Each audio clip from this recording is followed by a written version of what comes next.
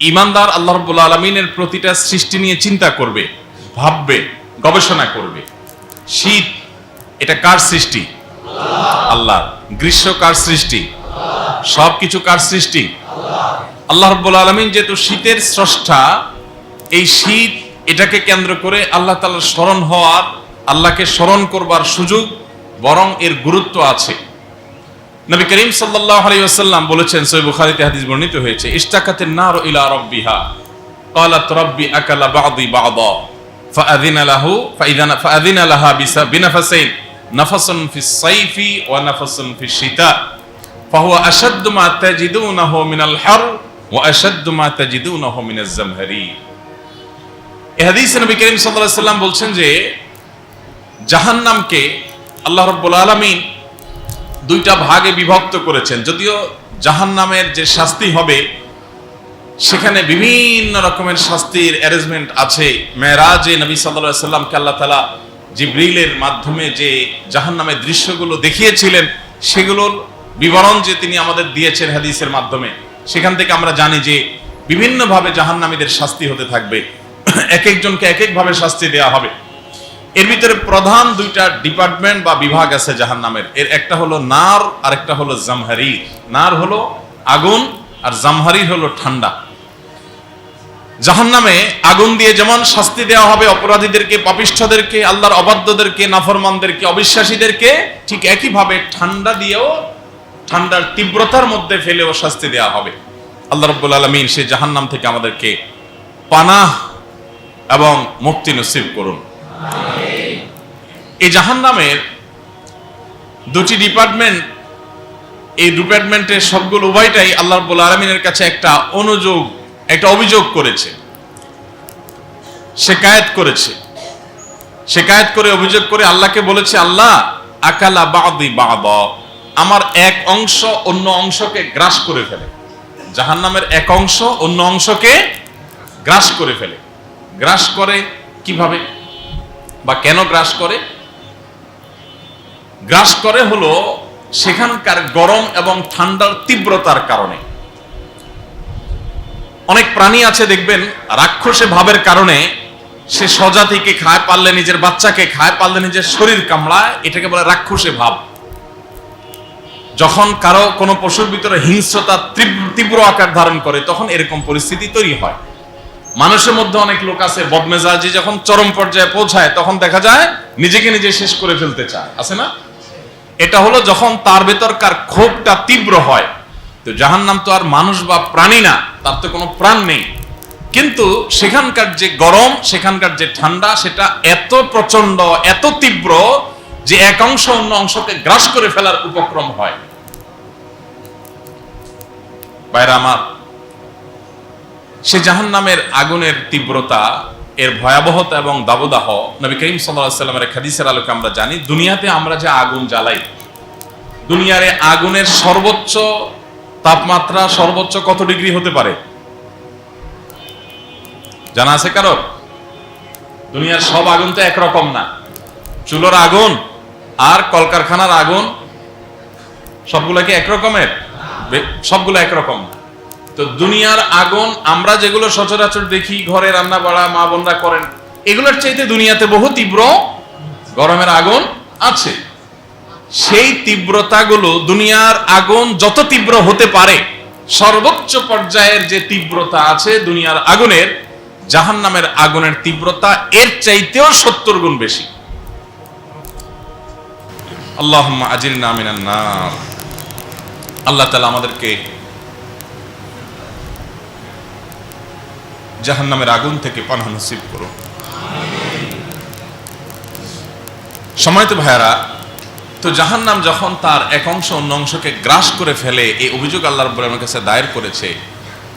নবী সাল্লাল্লাহু আলাইহি ওয়াসাল্লাম বলেছেন, ফাআযিনা লাহা বিনাফাসাইন, তখন আল্লাহ তাআলা জাহান্নামকে দুটি নিঃশ্বাস ফেলার সুযোগ দিয়েছেন। কয়টা নিঃশ্বাস ফেলার সুযোগ দিয়েছেন? দুইটা। নাফাসুন ফিস সাইফি ওয়া নাফাসুন ফিশ শিতা, তার একটা হলো গ্রীষ্মকালে, আরেকটা হলো শীতের সময়। মূলত যে জাহান্নামের তো দুইটা বিভাগ আছে, নার বা আগুনের বিভাগটাকে একটা ভাব ছাড়ার সুযোগ দিয়েছেন বছরে একবার বা বিশেষ সময় একবার, আল্লাহর ইলমে আছে সেটা। আর আরেকটা হলো জাহান্নামের যে জামহারির বা ঠান্ডা বিভাগ আছে যেটা দিয়ে শাস্তি দেওয়া হবে, সেই জাহান্নামীদেরকে সেই বিভাগকে একবার ভাঁপ ছাড়ার সুযোগ দিয়েছেন আল্লাহ তাআলা। ভাঁপ ছাড়লে কি হয়, আমরা বাসা বাড়িতে দেখি মা বোনরা যখন রান্নাবাড়া করেন, রান্নাবাড়া করার সময় দেখবেন যখন ভাত রান্না করা হয় ঢাকনা দেওয়া থাকে, আগুনের তীব্রতায় যখন গরম হয়ে চরম পর্যায়ে পৌঁছে তখন ব্যাপারটা এরকম হয় যেন পাতিলটা ব্লাস্ট হয়ে যাবে, তাই না? ব্লাস্ট হয়ে যাওয়ার উপক্রম হয় না পাতিল? তখন মা চাচিরা কি করেন, ঢাকনাটা আস্তে করে একটু সরাইয়া দেন। উদ্দেশ্য কি, একটু ভাবটা বের হয়ে গেলে এটার যে ব্লাস্ট হয়ে যাওয়ার যে একটা ভাব এটা একটু হলেও কমবে। ঠিক একইভাবে আল্লাহ রাব্বুল আলামিন জাহান্নামকে দুইটা নিঃশ্বাস ফেলার সুযোগ দিয়েছেন, যাতে করে ওই যে তীব্রতার কারণে যে নিজেকে নিজে গ্রাস করে ফেলার যে এক ভয়াবহ দৃশ্য সেটা যেন একটু হলেও অবদমিত হয়। তো সেই ঠান্ডা এবং সেই গরমকে আল্লাহ রাব্বুল আলামিন দুনিয়াতে ডিস্ট্রিবিউশন করে দিয়েছেন। পৃথিবীতে এক প্রান্তে কখনো শীত, আরেক প্রান্তে কখনো গরম।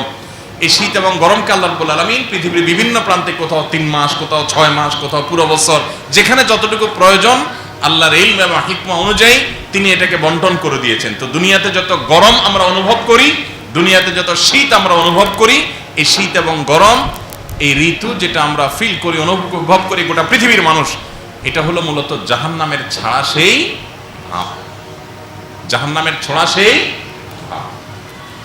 একজন ঈমানদার তিনি নবী আলাইহিস সালামের বিশুদ্ধ সূত্রে বর্ণিত হাদিস জানার পর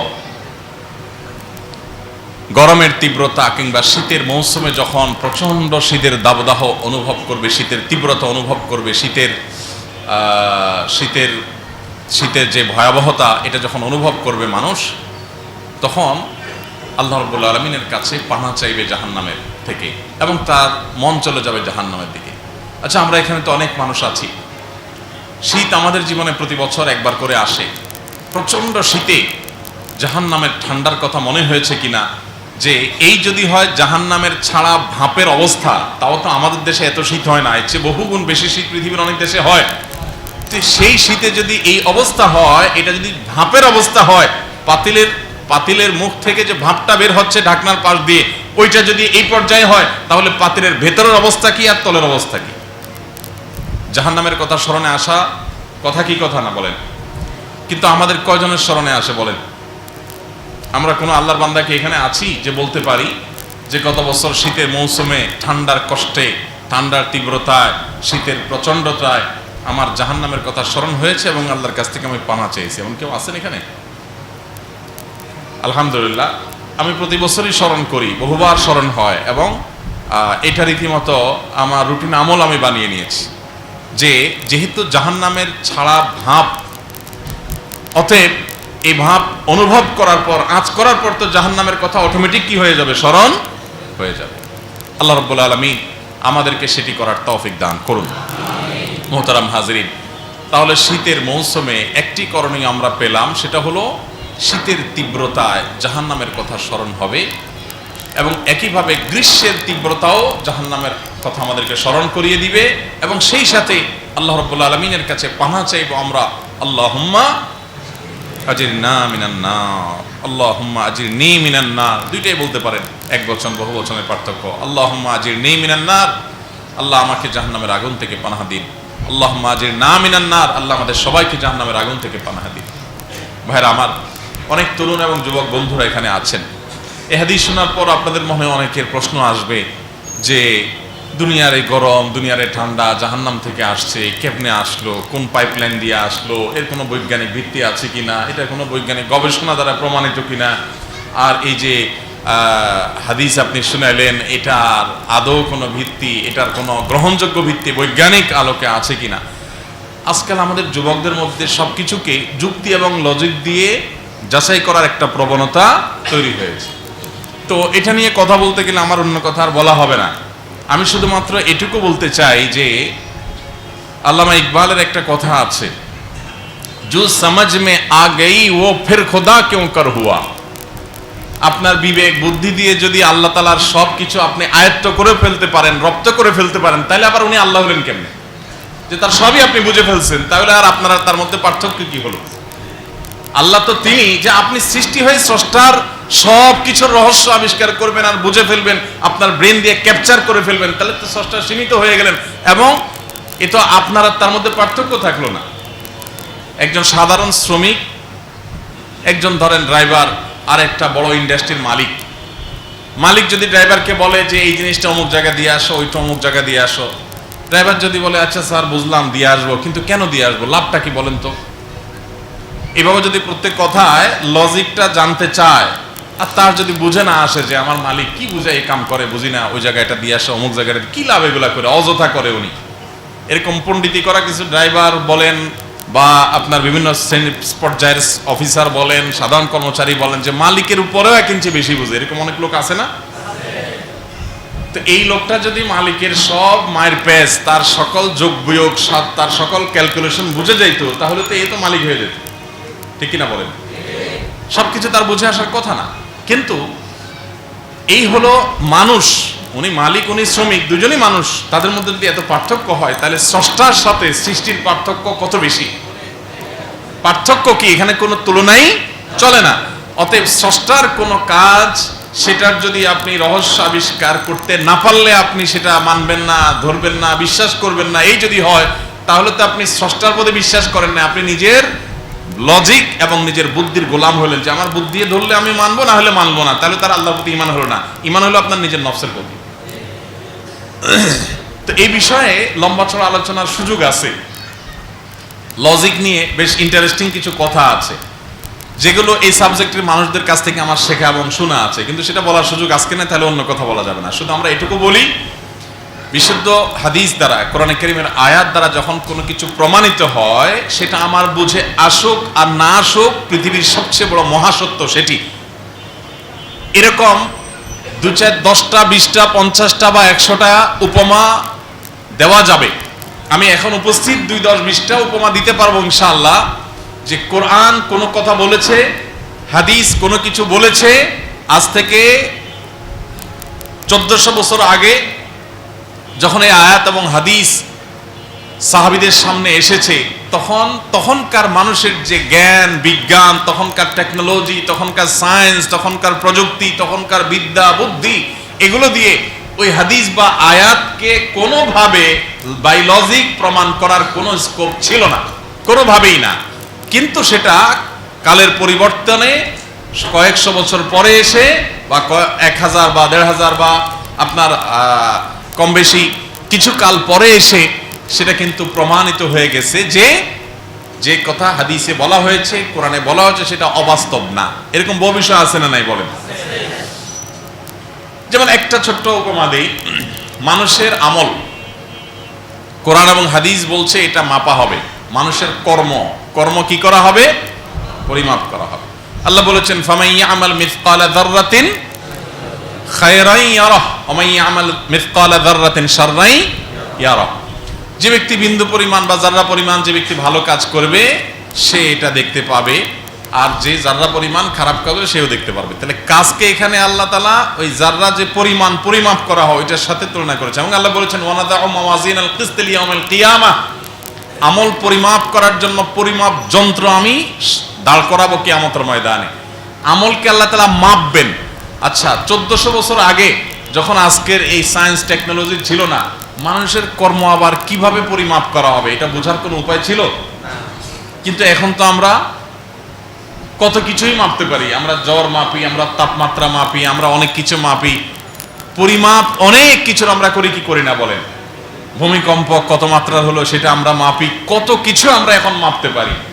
তো সৃষ্টি হয়ে যদি পরিমাপের এত সব বিষয় আবিষ্কার করতে পারে, তাহলে এই সৃষ্টিকে আল্লাহ যে মেধা, যে ব্রেন দিয়েছেন, যারা সেটা দিয়ে আবিষ্কার করেছে, সেই মহান স্রষ্টা, তার জন্য মানুষের কর্ম পরিমাপ করা এটা সম্ভব, লজিক্যাল, এটা কোনো অসম্ভব বিষয় না। এরকম ওই যে বললাম কয়েকশো উপমা দেওয়া যাবে, যে কোরআন যখন এটা নাজিল করেছে তখন এটা মানুষে বুঝে আসেনি, হাদিস যখন এই কথা বলেছে তখন সেটা তখনকার সায়েন্স টেকনোলজি বিজ্ঞান দিয়ে মানুষ বুঝে না, কিন্তু একটা সময় বুঝছে। অতএব কোরআন এবং হাদিসের এই সমস্ত কথা এগুলো যদি আপনার আমার বিবেক বুদ্ধিতে না আসে, তো আজ থেকে 500 বছর পর, 1000 বছর পর তখনকার বিজ্ঞান এটাকে প্রমাণ করবে।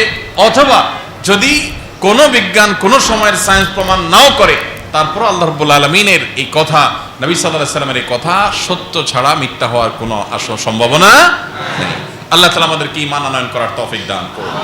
মানুষ একটা সময় লজিকের পূজা, নিজের লজিকের পূজা করতে করতে এমন একটা পর্যায়ে যাবে যে মানুষ ঘরে ঘরে নাস্তিক হবে, ঘরে ঘরে আল্লাহর প্রতি অবিশ্বাসী হবে। এটা নবী সাল্লাল্লাহু আলাইহি ওয়াসাল্লাম বহু আগেই বলেছেন। তো সেই ভয়াবহতা যেন আমাদেরকে গ্রাস না করে, আমাদেরকে যেন পেয়ে না বসে। তাহলে প্রথম করণীয় আমরা শীত উপলক্ষে পেলাম যে শীতের তীব্রতা এবং প্রচণ্ডতা যখন আমরা অনুভব করব, সাথে সাথে আমাদের স্মরণে আসবে যে এই শীতের মূল ঠিকানা হলো জাহান্নাম। এটি সেখান থেকে এসেছে, কিভাবে এসেছে, কোন প্রক্রিয়া এসেছে, কিভাবে ডিস্ট্রিবিউশন হয়, তার ইলম আল্লাহ তাআলার কাছে, কিন্তু হয়েছে এটি প্রমাণিত। যার কারণে একজন ইমানদার তিনি জাহান্নামের কথা স্মরণ করবেন, ঠান্ডার তীব্রতা জাহান্নামকে স্মরণ করে তিনি জাহান্নাম থেকে আল্লাহর কাছে পানা চাইবেন। আল্লাহ আমাদেরকে সে তৌফিক দান করুন। শীতের মৌসুম উপলক্ষে দ্বিতীয় করণীয় হলো বেশি বেশি নফল রোজা রাখা আর রাত জেগে তাহাজ্জুদ পড়া। দিনে নফল রোজা রাখা এবং রাত জেগে তাহাজ্জুদ পড়া। শীতের সময় রোজা রাখাটা অনেক সহজ। আপনি গরমের সময় রোজা রাখাটা এতটা সহজ হবে না। শীতের সময় একে তো দিন থাকে ছোট, যার কারণে খুব তাড়াতাড়ি দিন পার হয়ে যায়। আপনি সাহারি খাওয়ার পরে দেখতে দেখতে কাজে ব্যস্ত থাকলে ইফতারের সময় চলে আসবে। আবার গরম খুব বেশি না থাকার কারণে পানির তৃষ্ণা খুব একটা হয় না, ক্ষুধা কম লাগে। তো এই জন্য শীতের সময় রোজা রাখাটা অনেক সহজ হয়। আবার রাতে তাহাজ্জুদ পড়াটাও সহজ হয়। কিভাবে সহজ হয়? কারণ শীতের সময় রাত ছোট না বড়? বিশাল বড়। অনেক বড় হওয়ার কারণে শীতের রাতে যদি আপনি একটু তাড়াতাড়ি শুয়ে যেতে পারেন, তাহলে দেখবেন অটোমেটিকলি তাহাজ্জুদ আপনার পড়া সহজ হবে। ফজর তো বটেই, তাহাজ্জুদ পড়াও কি হবে? সহজ হবে। কারণ বিশাল বড় রাত, 8 ঘন্টা ঘুমায়ও আপনি তাহাজ্জুদ পড়তে পারেন। শীতের দ্বিতীয় আমল হলো, স্পেশালি বিশেষভাবে শীত আসলে আপনি দিনে নফল রোজা এবং রাতে তাহাজ্জুদ পড়ার চেষ্টা করবেন। আবু হুরায়রা রাদিয়াল্লাহু তাআলা আনহু, ওমর রাদিয়াল্লাহু তাআলা সহ বহু সাহাবী থেকে বর্ণিত হয়েছে যে তারা বলেছেন, আল গানিমাতুল বারিদা আস-সাওমু ফিশ শিতা। এই হাদিসকে অনেকে নবী সাল্লাল্লাহু আলাইহি ওয়াসাল্লাম থেকে সম্বন্ধ করেছেন, অনেকে সাহাবীদের উক্তি হিসাবে বলেছেন।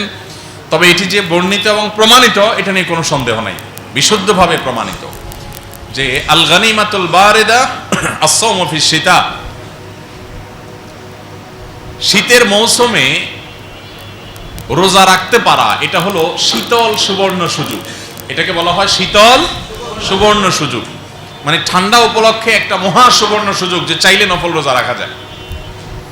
তো এই জন্য সাহাবায়ে কেরাম শীতের মৌসুম আসলে খুশি হতেন, এই জন্য যে নফল রোজা বেশি রাখা যাবে, আবার রাত জেগে তাহাজ্জুদ পড়া যাবে। গরম আসলে সেটা এতটা সম্ভব হয় না, কারণ গরমে রাতও ছোট, তাহাজ্জুদ পড়া কঠিন, আবার দিন বড়, রোজা রাখাও কষ্টের। তো এই জন্য সাহাবায়ে কেরামের কাছে এটা বেশ লোভনীয় ছিল। একজন সিনিয়র সাহাবী তার ওয়াফাতের সময়, মৃত্যুর সময় তিনি কাঁদছিলেন, তার চোখ বেয়ে পানি পড়ছিল, মৃত্যু শয্যায় শায়িত তিনি। আশপাশে থাকা আত্মীয় স্বজন তারা বলা বলি করছিলেন যে হয়তোবা উনি দুনিয়া ছেড়ে চলে যাচ্ছেন, প্রিয়জনের মায়ায় কান্না করছেন, এখন স্বাভাবিক। তো তিনি তাদের এই কথোপকথন, আলাপচারিতা বা তাদের এই প্রশ্ন শোনার পর তিনি উত্তর করে বললেন, তোমরা যা ধারণা করেছ বাস্তবে আমি সেজন্য কাঁদছি না। বলে, কেন কাঁদছেন? তিনি বললেন যে দেখো, আমি প্রতিবার শীতের মৌসুম আসলে যে এটাকে কাজে লাগিয়ে বিশাল আমল করার সুযোগ পেতাম,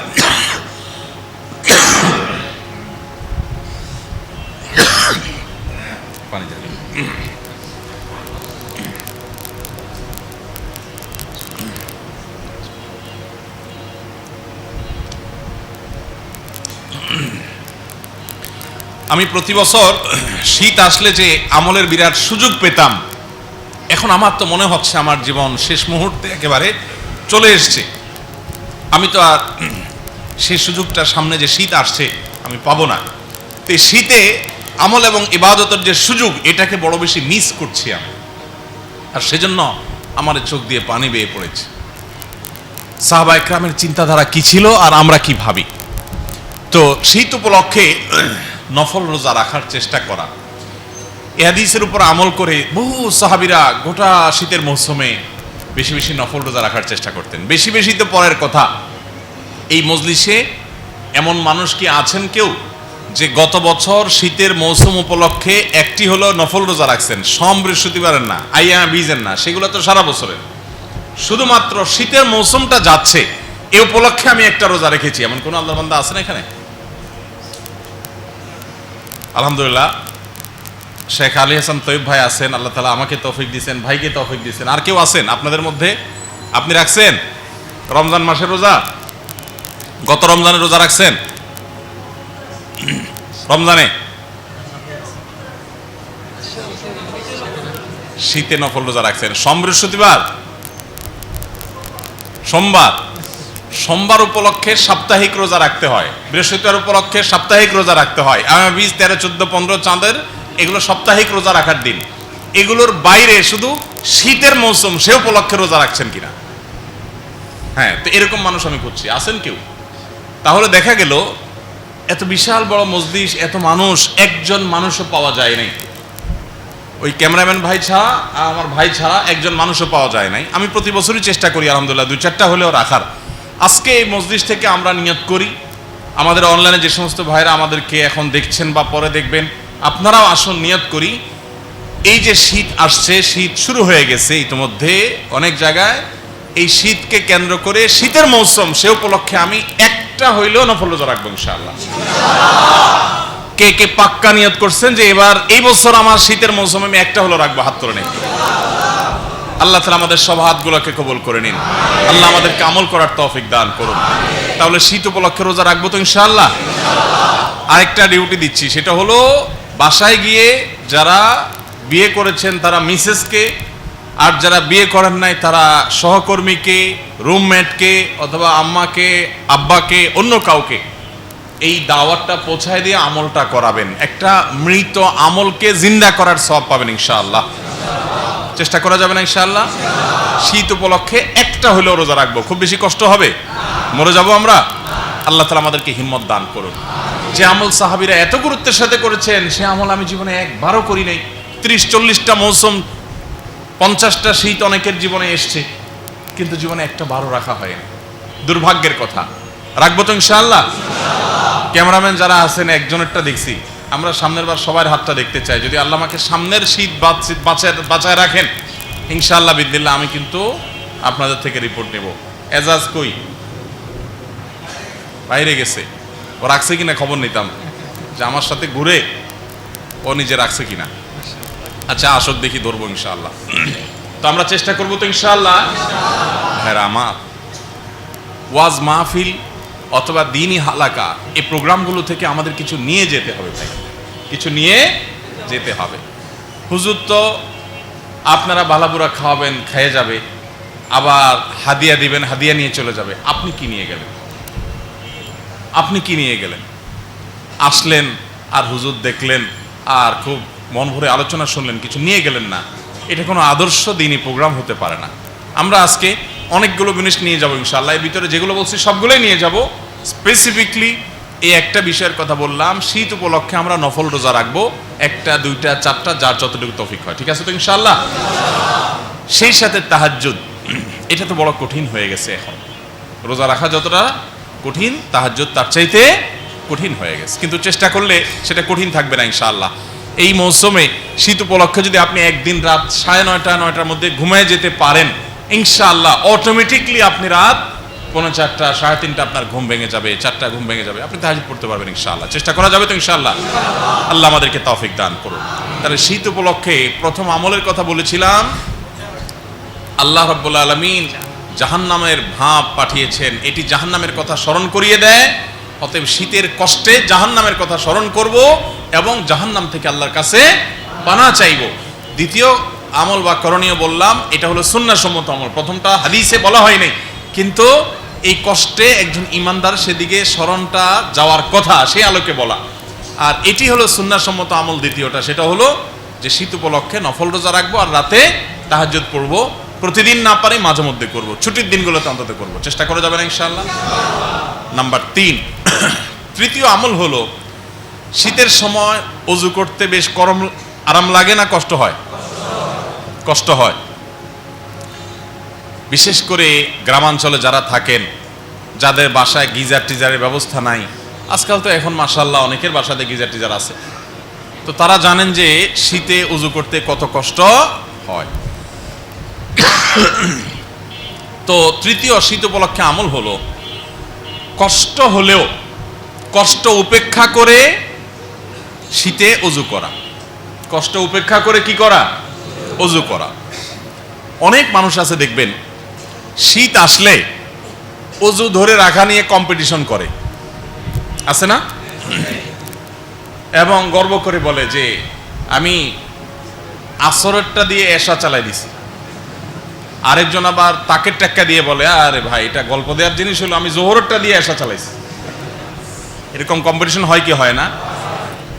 আলহামদুলিল্লাহ, কেউ যদি এত লম্বা সময় যদি ধরে রাখতে পারেন, স্বাভাবিকভাবে কোনো অসুস্থতা নাই, তার গ্যাস আউট হয় না, তার পেশাবের বেগ হয় না, আলহামদুলিল্লাহ সুস্থ মানুষ যদি হয়, তাহলে সেক্ষেত্রে এটাতে সমস্যার কিছু নেই, ভালো। কিন্তু বেশিরভাগ ক্ষেত্রে যেটা হয়, শীতকালে কোনো মানুষ গরমকালে কোনো মানুষ এটা বলে না যে আমি এই জোহরের অজু দিয়ে এশা পড়ছি, বলে? শীতের সময় মসজিদের অজুখানা দেখবেন এশার নামাজের সময়, ফজরের নামাজের সময় তাকায় দেখবেন অজু করেনওয়ালা মানুষ 2-4 জনও পাবেন না। কিন্তু গরমের দিন যদি আসে দেখবেন এশার সময় অজুখানা সবচেয়ে বেশি ভিড়। কাহিনী কি? কাহিনী একটাই, যে শীতের সময় অজু করতে কষ্ট হয়, সেজন্য চেপে চুপে অজু ধরে রাখার চেষ্টা করি আমরা। মনে করেন মাগরিবের পরে পেশাবের বেগ হয়েছে, গ্যাস আউট হওয়ার একটা সম্ভাবনা তৈরি হয়েছে, তো তখন হার্ড হয়ে যায়, যাতে কি গ্যাসটা আউট না হয়, পেশাব যেন না হয়, একটু শক্ত হয়ে যায়, জিম খিসে যায়, দাঁত খিসে যায়, কোনো রকম একটু ধরে রাখি, আর ঘড়ি দেখে আর 20 মিনিট, আর 20 মিনিট, আর 15 মিনিট, কোন রকম এশার নামাজটা তাড়াহুড়ো করে পড়ে শেষ করতে পারলে এবার যায় সব ছেড়ে দেয়। এই প্রবণতাটা আমাদের মধ্যে আছে কিনা বলেন? বেশিরভাগ মানুষের মধ্যে এই প্রবণতা আছে। এই প্রবণতাটা কি ভালো না খারাপ? এটা দ্বীনি ধর্মীয় দৃষ্টিকোণ থেকেও খারাপ, আবার স্বাস্থ্যগত দৃষ্টিকোণ থেকেও এটা আমাদের স্বাস্থ্যের জন্য কি ভালো না খারাপ? অনেক খারাপ, অনেক ক্ষতিকর।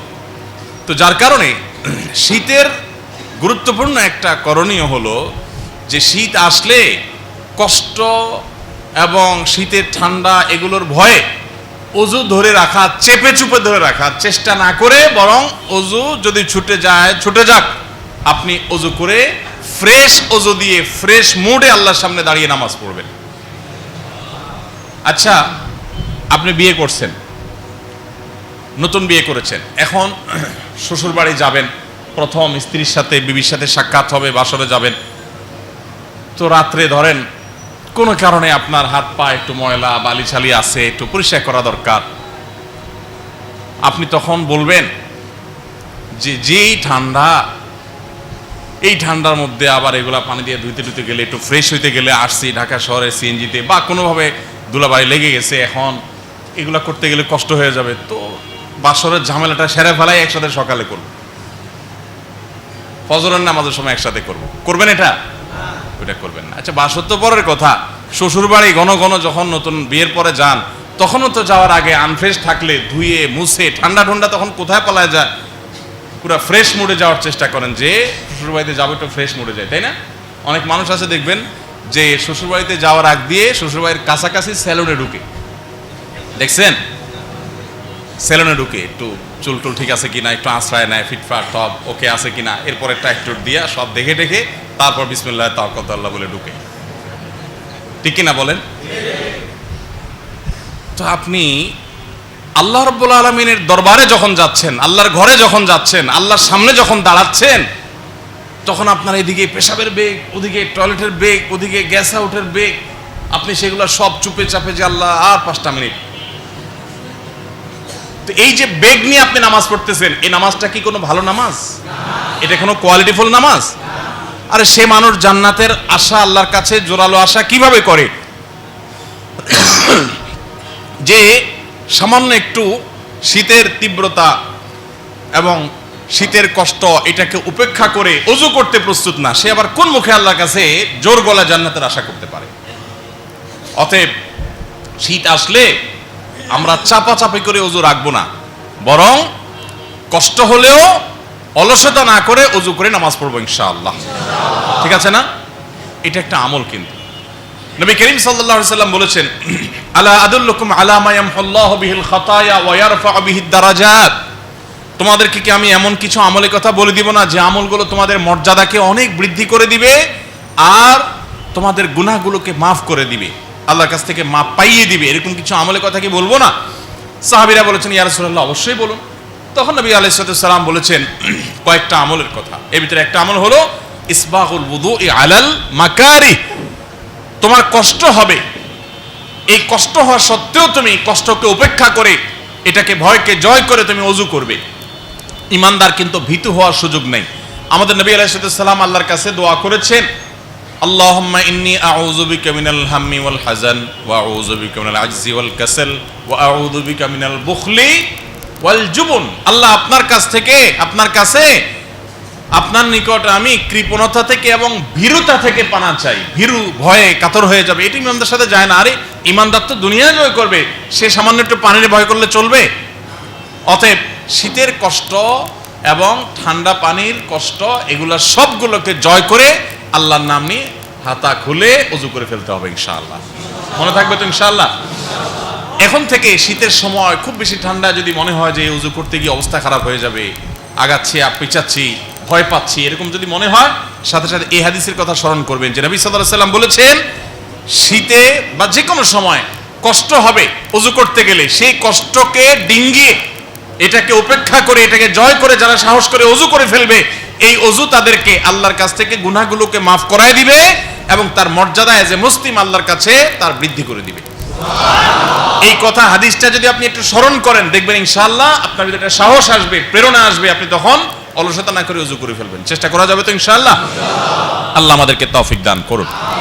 ভাইরা আমার, শয়তানের কাজ হলো ভয় দেখানো। শয়তানের কাজ হলো কি করা? ভয় দেখানো। এই ভয় দেখানোটাকে যারা জয় করে নিতে পারে, এরাই জান্নাতে যাওয়ার উপযুক্ত হয়। শয়তান সবচেয়ে বেশি ভয় দেখায় শীতের সময় ফজরের নামাজের আগে। ফজরের নামাজের আগে দেখবেন, শীতের সময় বলে কথা না, সারা বছরই 24 ঘন্টার ভিতরে সবচেয়ে আরামের ঘুমটা কোন টাইমে হয় জানেন? ঠিক ফজরের সময়। 24 ঘন্টার ভিতরে কোনো টাইমের ঘুম এত জমে না, যত জমে কোন টাইমের ঘুম? ওই ফজরের সময়ের ঘুম। যেই লোকটা মোবাইল টিপতে টিপতে, ফেসবুক টিপতে টিপতে রাত 12টা, 1টা, 2টা মোবাইল একবার রাখে, ঘুম আসে না, আবার হাতায়, আবার রাখে, আবার হাতায়, ঘুম আসে না, এই কপাল পোড়ারও দেখবেন ঠিকই ফজরের সময় আসে কি আসে না? বলেন, আসে। কেন আসে জানেন? নবী করিম সাল্লাল্লাহু আলাইহি সাল্লাম বলেছেন, মানুষ যখন ঘুমায় ফজরের সময়, যাতে সে উঠতে না পারে, শয়তান তার কপালে 3টা গিরা দেয়। কয়টা গিরা দেয়? 3টা গিরা দেয়। কপালে অদৃশ্য গিরা, এগুলো আমরা দেখি না। এই গিরাগুলো দেওয়ার উদ্দেশ্য হলো আপনাকে অলস করে ফেলা, দুর্বল করে ফেলা, আপনার ঘুমের প্রাবল্য আপনার মধ্যে নিয়ে আসা। এটা নিয়ে অনেক আলোচনা আছে, আমি ওদিকে যাব না। শুধু সংক্ষেপে এটুকু বলি যে আকুপ্রেশার একটা ট্রিটমেন্টের পদ্ধতি আছে এখন, জানেন আপনারা অনেকে। আমি একবার এরকম একজন আকুপ্রেশারের এক ডাক্তার, তাকে ঘুম আসার ব্যাপারে জিজ্ঞেস করছিলাম যে ঘুম কিভাবে আনা যায়, কি করলে। তো আপনারা জানেন শরীর বিভিন্ন জয়েন্টে জয়েন্টে তারা মেসেজ করেন, এটা ট্রিটমেন্ট পদ্ধতি মূলত। তো উনি বলেন যে ঘুম আসার জন্য এখানে টিপলে ঘুম আসে। তো আমি খেয়াল করে দেখলাম, পোলাপানা যদি না ঘুমায়, একটু কপালের জায়গায় একটু টিপাটিপি করলে, হালকা একটু এখানে একটু মেসেজ করলে দেখা যায় যে আস্তেই করে চোখটা বন্ধ হয়ে চলে আসে, ঘুম আসে। আমি জানি না যে হাদিসের এই কথার সাথে এর কোনো যোগসূত্র আদৌ আছে কিনা, কিন্তু মিলে যায় যে শয়তান গভীর ঘুমে আপনাকে আচ্ছন্ন করবার জন্য কপালে 3টা গিরা দেয়। কয়টা গিরা দেয়? যাতে ঘুম ঘুম ভাব, অলসতা ভাব থাকে। এই জন্য দেখবেন ফজরের সময় এমন ঘুম আসে, কম্বলটা বিশেষ করে শীতের সময় মুড়ি দিয়ে যখন শোন, এদিকে মুয়াজ্জিন আজান দেয়, মোবাইলে অ্যালার্ম বাজে, তখন মনে হয় এই কম্বলের বাইরে বের হলে মনে হয় আমি শেষ, একদম বঙ্গোপসাগর ডুবে যাবো মনে হয়। এত কষ্ট মনে হয় না? ঠান্ডা, প্রচন্ড ঠান্ডা, মনে হয় বাইরে শেষ হয়ে যাবে, তাই না? এই ভয়টা কে দেখায়? ইবলিস, শয়তান দেখায়। নবী করিম সাল্লাল্লাহু আলাইহি সাল্লাম বলেছেন, দেখেন এই হাদিসের বাস্তবতা আপনি একেবারে হাতে কলমে দেখতে পান। প্রতি সময় আপনি যদি খেয়াল করেন আপনি দেখতে পাবেন। কিভাবে? নবী করিম সাল্লাল্লাহু আলাইহি সাল্লাম বলেছেন, যখন মানুষ ঘুম থেকে হিম্মত করে এই কম্বল ফেলে দিয়ে, লেপ ফেলে দিয়ে, কাঁথা ফেলে দিয়ে সে যদি সাহস করে দাঁড়িয়ে যায়, তাহলে সাথে সাথে একটা গিরা খুলে যায়। আচ্ছা, গিরা খুলে যায় মানে হলো যে অলসতা দূর হয়ে যায়। এই জন্য একটু খেয়াল করে দেখেন যে শীতের সময় যখন ফজর পড়তে কষ্ট হয়, মনে হয় শয়তান আপনাকে বলে যে উঠিস না, উঠছস তো লাইফ শেষ, কি ঠান্ডা, খেয়াল করছস? তখন শয়তান আপনাকে মাসালা দিবে, আর অনেক সময় আছে, অ্যালার্মটা বন্ধ কর, একটু পরে উঠিস। এই যদি ঘুম পাড়া দিতে পারে সকাল 7টায়, আপনার সূর্য উঠে গেল, শেষ। তো শয়তান ঘুম পাড়ায়। যদি আপনি কষ্ট করে হিম্মত করে এগুলো সব ফেলে দিয়ে দাঁড়িয়ে যেতে পারেন, আপনি তখন হাদিসের বাস্তবতা দেখবেন। নবী সাল্লাল্লাহু আলাইহি সাল্লাম বলেছেন যে 3 গিরা দিয়ে যে তাকে ঘুম পাড়ায় দেয়, একটা খুলে যায় যদি সে সাহস করে দাঁড়িয়ে যেতে পারে।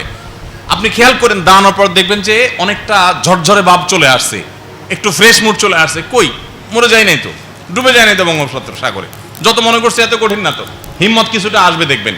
কিন্তু এখনো গিরা 2টা বাকি আছে। এই জন্য শয়তান এবার সেকেন্ড টার্ম চেষ্টা করবে। সে এবার বলবে যে উঠছস ভালো কথা, পানির অবস্থা দেখোস কি, চিন্তা করে দেখ কেমনে 8টা দিবি এই টেপের নিচে, ক তো দিবি তো ছাতকে উঠবো পুরা। তখন এবার শয়তান আপনাকে ফুসলাবে যে কেমনে যাবি, কেমনে যাবি, উঠে তো গেছেন। এখন অনেকে আছে দেখবেন টেপের সামনে দাঁড়ায় থাকে, যায় না, ধরে তো ধরে না, টেপ ছাড়ে তো ধরে না, আছে না? ওই যে গিরা যে আরেকটা আছে, বান্দা যদি সাহস করে তখন বিসমিল্লাহ বলে, ওই যে হাদিস তার ইসবাকুল উযু আলাল মাকার, এই হাদিসের কথা মনে করে আল্লাহর কাছে মর্যাদা বৃদ্ধি, গুনাহ মাফের আশা করে, নবী সাল্লাল্লাহু আলাইহি সাল্লামের ঘোষণার প্রতি ঈমান রেখে সে যদি বিসমিল্লাহ বলে হাত দিয়ে দেয় হিম্মত করে, ওযুটা করা শেষ হয়ে গেলে দেখবেন যে শরীর আরো ফুরফুরা হয়ে গেছে, পাতলা হয়ে গেছে। আপনি এটা খেয়াল করেন, উঠার পরে দেখবেন কিছুটা পাতলা হয়ে গেছে। ওযু করার আগে যে মনে হচ্ছিল যে আমি বোধহয় শেষ ওযু করলে, কিন্তু ওযু করা শেষ করতে পারলে কোন রকম আল্লাহর নাম নেই, ওযু করা শেষ হয়ে গেছে, গামছা দিয়ে হাত মুছে ফেলছেন, এবার মনে হবে কি অনেকটা রিল্যাক্স, কই কিছু হয় না, এটা আলহামদুলিল্লাহ। গিরা আরো কয়টা আছে? একটা। এবার শয়তান বলবে ঠিক আছে বুঝলাম, ওযু করছো দেখে মসজিদেই যাইতে হবে, এই ফতোয়া কোন হুজুর দিছে? শীত যদি বেশি হয়, তীব্র হয়, জীবন নাশের আশঙ্কা হয়, মাসআলা আছে, বাসায় নামাজ পড়া যায়। বুঝেন নাই কথা? তো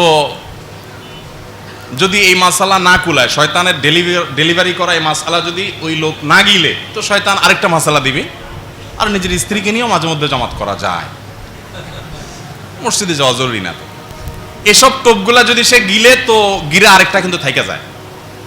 আর যদি সে হিম্মত করে বের হয়ে যায় এবং জামাতে শামিল হয়ে যায়, নামাজটা পড়ে ফেলে ফজর নামাজ ভালোভাবে, এরপর নামাজটা পড়ার পর তার 3 নম্বর গিরাটাও খুলে যায়। আপনি একটু খেয়াল করে দেখেন, যারা নিয়মিত ফজর পড়েন বা যারা পড়তে অভ্যস্ত না, তারা একটু খেয়াল করে দেখেন এই গিরাগুলা খোলার যে কথা হাদিসে বলা আছে, এটার বাস্তবতা আপনি ফিল করবেন যে আপনার শরীরটা পাতলা হয়ে গেছে। ফজর নামাজ যারা পড়েন তারা বলতে পারবেন, শীতের সময় বিশেষ করে, যে বা গরমের সময় যখন কষ্ট হয়, উঠতে খুব কষ্ট হয়, এরপরে যখন ওযু করতে আরেক কষ্ট হয়, 2টা পরে একটু ফুরফুরা ভাব হয়, কিন্তু এরপর অলসতা থাকে। নামাজটা পড়ার পর যখন বাসার দিকে যায়, ফজর নামাজ আদায়কারী মুসল্লি নামাজ পড়ে যাওয়ার সময়, আল্লাহর কসম আমি তো ফিল করি যে পুরো শরীরটা যেন পাতলা হয়ে গেছে। মানে ওই যে ঘুম থেকে উঠার আগে কম্বলের ভিতরে থাকতে শয়তান যে আমারে ফুসলাইছিল, ভয় দেখাইছিল, এখন মনে হচ্ছে কই আমি তো পুরো ফ্রেশ মুডে। নবী করিম সাল্লাল্লাহু আলাইহি সাল্লাম বলেছেন ফাসবাহ নাশীতান নাফসি, এই ব্যক্তি ফজর নামাজ পড়ার পরে সে খুব ফ্রেশ মুডে চলে আসে। আর যদি কোনো কপাল পড়া শয়তানের ওই কুবুদ্দিতে গিরা খুলতে না পারে, অলসতা সে শুয়ে থাকে, তো ফাসবাহ খাবিসান নাফস, নবী সাল্লাল্লাহু আলাইহি সাল্লাম বলেছেন সে হয়ে যায় একেবারে কি বলে ওইটাকে, সে একটু নোংরা এবং মেজমেজে, আপনার মনমরা এবং আপনার মেড়মেড়ে আছে না যে আলস্য। খেয়াল করে দেখেন যে আপনি সকাল 7টায় যদি উঠেন, ফজর নামাজ পড়েন নাই, 7টা-8টায় উঠছেন, আপনি ঘুম পুড়ে গেছে, 8-9 ঘন্টা ঘুমাইছেন, সব ঠিক আছে, এরপরও আপনি দেখবেন এক ধরনের ইমানদার এটা ফিল করে, বিশেষ করে ইমানদার এটা ফিল করবে, নামাজি মানুষ ফিল করবে যে তার ভিতরে এক ধরনের অস্বস্তি আছে, এক ধরনের মনে হচ্ছে যে আমার ভিতরে কিছু একটা জিনিস যেন বাকি আছে। কিন্তু নামাজটা পড়ে ফেলছেন, রাত যদি 3টায়ও শোন, 2টায়ও শোন, ফজর পড়ার পর এই যে ওযু হলো, নামাজ পড়লেন, বের হওয়ার পর আপনার কাছে ফ্রেশ মুড মনে হবে। অতএব শীতের সময় কষ্ট উপেক্ষা করে ওযু এবং ফজরের নামাজ এগুলোর প্রতি খেয়াল রাখবো তো ইনশাআল্লাহ। আল্লাহ আমাদেরকে তৌফিক দান করুন। তাহলে তৃতীয় আমলও বলে ফেলেছি। তৃতীয় আমল হলো শীতের সময় শীতের কষ্ট উপেক্ষা করে ওযু করব, চাপাচাপি করে ওযু ধরে রেখে সেই ওযু দিয়ে আনফ্রেশ মুডে নামাজ পড়ব না। নাম্বার 4, শেষ আমল শীত উপলক্ষে, সেটা হলো অভাবী এবং গরিব শীতার্ত মানুষগুলোর পাশে দাঁড়াবো। শীত উপলক্ষে চেষ্টা করা যাবে না ইনশাআল্লাহ? যুবক ভাইরা, আমরা যদি চেষ্টা করি কয়েকজন মিলে কয়েকটা শীতবস্ত্র কালেকশন করে, রাতে যারা ফুটপাতে শুয়ে থাকে, বিভিন্ন আপনার ওভারব্রিজ ইত্যাদিতে শুয়ে থাকে, এই মানুষগুলোর গায়ে একটু কম্বল রেখে আসবো, একটু চাদর রেখে আসবো, এই কাজগুলো কি খুব বেশি কঠিন? একটু ইচ্ছা করলেই হয়ে যায়। একটু ইচ্ছা করলে হয় না? আপনি তো সেই দিনের অনুসারী যে দিন আমাদেরকে মানুষকে কল্যাণ সাধন করতে উৎসাহিত করেছে। খায়রুন নাসি আনফাহুম লিন-নাস, সবচেয়ে উত্তম মানুষ আল্লাহর কাছে সে যে মানুষের জন্য বেশি কল্যাণকর হয়। এজন্য আমরা এই কাজগুলো যখন করব তখন ইনশাআল্লাহ আল্লাহর কাছে প্রিয় পাত্র হব, মানসিক প্রশান্তি অনুভব করবেন। ভোগের আনন্দ আমরা সব তরুণরা জানি, ভোগের আনন্দ জানি, ত্যাগের আনন্দ আমরা জানি না। 1 কেজি গোশত কিনে নিজে রান্না করে খাওয়াতে আনন্দ আছে, কিন্তু আপনি সেটা খেতে যাবেন এই মুহূর্তে কোনো অভাবী গরিব মানুষ, তাকে দেখে যদি আপনি দিয়ে দেন আর সে খেয়ে পরিতৃপ্ত হয়, ওইটা দেখার পরও একটা আনন্দ আছে। এই পরের আনন্দটা যে জীবনে পায় নাই সে কপাল পড়া কখনো বুঝবে না যে এই ত্যাগে আল্লাহ তাআলা কি আনন্দ রেখেছে। অতএব শীতের মৌসুম আসলে বিভিন্ন মসজিদ থেকে, বিভিন্ন দ্বীনি প্রতিষ্ঠান থেকে, বিভিন্ন সামাজিক সংগঠন তরফ থেকে, বিশেষ করে তরুণদের উদ্যোগে এরকম আয়োজন হওয়া উচিত। আমরা শীত আসলে অনেকে বিভিন্ন জায়গায় ঘুরতে যায়, পিকনিকে যায়, ইত্যাদি ইত্যাদি। আপনি যান, সেগুলোতে সমস্যা নেই। মাঝে মধ্যে পিকনিকের প্ল্যান করেন উত্তরবঙ্গে, চেষ্টা করা যাবে তো ইনশাআল্লাহ। আমার জীবনে ঢাকা টু সৈয়দপুর রুটে যত সফর করেছি, দেশের অন্য সব ডোমেস্টিক এয়ারপোর্ট একসাথ করলে এত সফর আমার হয় নাই। এবং এই সবগুলো সফরই প্রায় 2-4টা দাওয়াতি সফর ছিল, আর প্রায় সবগুলো সফরও ছিল এই সেবামূলক কাজের জন্য। আমি না গেলেও চলতো, অফিসের লোকজন আছে, কিন্তু আমার গেলে খুব ভালো লাগে। কারণ গরিব মানুষের মুখের যে হাসি, এটা বিশেষ করে আপনি যখন রুট এলাকাতে যাবেন, আপনি একেবারে তৃণমূল পর্যায়ে চলে যাবেন, সেটা আপনি ফিল করতে পারবেন, আপনার খুব ভালো লাগা কাজ করবে। আমি প্রায় সময় বলি যে নিজের পরিবারের সদস্যদেরকে নিয়ে একটু উত্তরবঙ্গে চলে যান, ঠাকুরগাঁ, দিনাজপুর, পঞ্চগড়, রংপুর, এই সমস্ত এলাকা চলে যান। সেখানে যে আপনি মানুষের কষ্টটা বাচ্চাদেরকে ফিল করার সুযোগ দেন। এরা মানুষ হবে, এরা মানুষের জন্য কল্যাণকামী হবে, এরা ভোগবাদী হবে না, এরা ত্যাগী হবে ইনশাআল্লাহ বিদিনিল্লাহ। অতএব যুবক ভাইরা চেষ্টা করা যাবে না ইনশাআল্লাহ? কয়েকজন মিলে সামান্য কিছু জোগাড় করে আলেমদের মাধ্যমে ওই এলাকার ওলামাদের সাথে যোগাযোগ করে এলাকার গরিবদের মধ্যে আমরা কিছু শীত বস্ত্র বিতরণ করব এই শীতের মৌসুমকে উপলক্ষে। চেষ্টা করা যাবে তো ইনশাআল্লাহ? আর যদি এতদূর করতে না পারেন, অন্তত এই কাজটা করেন, যারা নিজের বাচ্চার জন্য শীত উপলক্ষে, শীতকে কেন্দ্র করে মোজা কিনবেন, আপনি আপনার আশেপাশে থাকা কোনো গরিব মানুষ, আপনার কাজের লোক, তাদের কোনো বাচ্চা কাচ্চা থাকলে তাদের জন্য একটু মোজা কিনেন, 1 জোড়া 2 জোড়া। পারা যাবে না ইনশাআল্লাহ? আর নিজের ব্যবহার করা কাপড়গুলো সুন্দর করে ধুয়ে পরিষ্কার করে ইস্ত্রি করে প্যাকেট করে এটা আপনি যদি কাউকে নিবেদন করেন, কমপক্ষে এটা তো আপনি করতে পারেন। চেষ্টা করা যাবে না ইনশাআল্লাহ? সবাই আমরা ব্যক্তিগতভাবে এক একজনে কমপক্ষে একজন হলেও গরিব মানুষকে শীত উপলক্ষে শীত বস্ত্র দিয়ে তাকে সহযোগিতা করব। চেষ্টা করবো না ইনশাআল্লাহ? আল্লাহ তাআলা আমাদেরকে তৌফিক দান করুন। ভাইরা আমার, তাহলে শীত উপলক্ষে এই আমলগুলো আমরা খেয়াল করে মনোযোগ সহকারে করব। আল্লাহ তাআলা আপনাকে, আমাকে, আমাদের সবাইকে আমলের তৌফিক দান করুন। আমরা 1 মিনিটের ভিতরে আবারও বলে ফেলি, শীতের মৌসুম উপলক্ষে একজন ইমানদার হিসাবে আমরা শীতের কষ্ট যখন অনুভব করব, আমরা স্মরণ করব যে এই শীতের তীব্রতা মূলত জাহান্নাম থেকে আসা, জাহান্নামের ছড়া ভাব আল্লাহ তাআলা সেটি আমাদেরকে দিয়েছেন। এর নানান উপকারী দিক আমাদের আছে। শীত থেকে আমাদের অনেক ফল ফসল এটা পরিপক্ক হয়, পাকে, এটা আমাদের জন্য ফসলের মৌসুম হয়, নানা দিক থেকে উপকারী হয়। বাট এটি এসেছে জাহান্নাম থেকে, বিধায় জাহান্নামের কথা স্মরণ হবে এবং জাহান্নাম থেকে আমরা পানা চাইব যখনই এই কষ্ট অনুভব হবে তখন। দ্বিতীয়ত, শীতের মৌসুম উপলক্ষে আমরা নফল রোজা রাখবো, কারণ শীতের সময় রোজা রাখাটা অনেক সহজ। খুব বেশি রাখতে না পারে, 2-4টা রাখবো, যতটুকু তৌফিক হয় ততটুকু রাখবো। এবং শীতের সময় রাত যেহেতু অনেক বড়, এই জন্য ভোর রাতে উঠে দাঁড়িয়ে একটু তাহাজ্জুদের অভ্যাস করবো ইনশাআল্লাহ। ইসলাম আমাদেরকে স্ট্রাগল করা, চেষ্টা করা, মেহনত করা, এগুলো শিখাইছে। আমরা যখন স্ট্রাগল করতে শিখবো, পরিপূর্ণ মুমিন হতে পারবো ইনশাআল্লাহ। 3 নম্বর, শীত উপলক্ষে যে আমলটি আমরা করব তা হলো শীতের সময় কষ্ট যে হয় অজু করার সময়, ঠান্ডার কারণে আমাদের অজু করতে অলসতা হয়, অজুতে অলসতা না করে শীতের সময় কষ্ট উপেক্ষা করে হলেও আমরা অজু করব। চাপাচাপি করে অজু ধরে রেখে জোহরের অজু দিয়ে এশা পড়ার কসরত করতে গিয়ে আমাদের নামাজটাকে আমরা কোয়ালিটি নষ্ট করব না, বরং ফ্রেশ মুডে পরিচ্ছন্নভাবে পবিত্র হয়ে ভালোভাবে নামাজ পড়ার চেষ্টা করব এবং সেই প্রয়োজনে চাপাচাপি করে শীতে অজু ধরে রাখবো না। এটা হলো তৃতীয় করণীয়। নাম্বার 4, শীত উপলক্ষে গরিব অসহায় শীতার্ত মানুষের মাঝে শীত বস্ত্র বিতরণ করব, চেষ্টা করব তো ইনশাআল্লাহ। আল্লাহ আমাদের সবাইকে আমলের তৌফিক দান।